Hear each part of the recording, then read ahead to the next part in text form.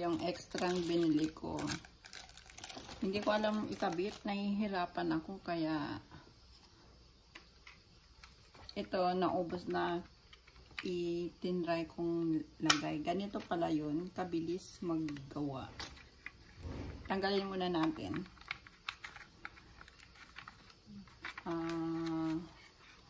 Ganito.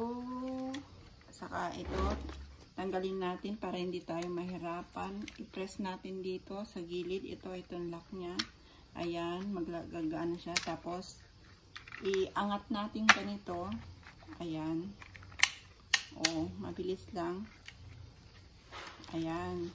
Noong una, hindi ko alam maglagay nito. Nahihirapan ako. Ilang araw pinag-aralan ko. Nakuha ko rin. Ganito pala. Madali lang pala. Insert mo yan. Tapos, isara mo.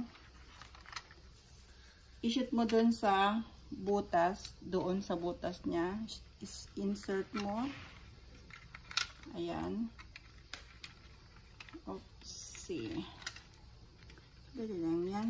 Napakadali lang pala. Ayan. Tapos, dapat mahaba kasi kailangan i-ano natin yan. May mga dot-dot dyan. Kaya pala may butas yan. I-shoot mo siya. Shoot mo siya. Ayan. I-shoot. Tapos, ilock ito. Ilock mo to. Ito. Push. Tapos, ano mo na naman dito sa butas na to, ay yung dot-dot dito. Yan ang purpose pala niya yan. Kaya meron siya. Isara mo na siya. Ganun nakadali.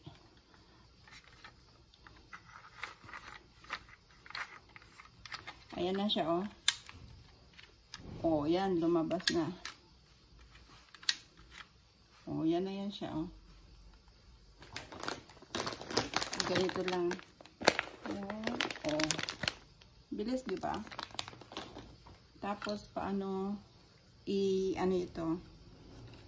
Doon sa pinakagilid, i-press mo lang siyang ganyan. Hanapin mo yung dollar or peso.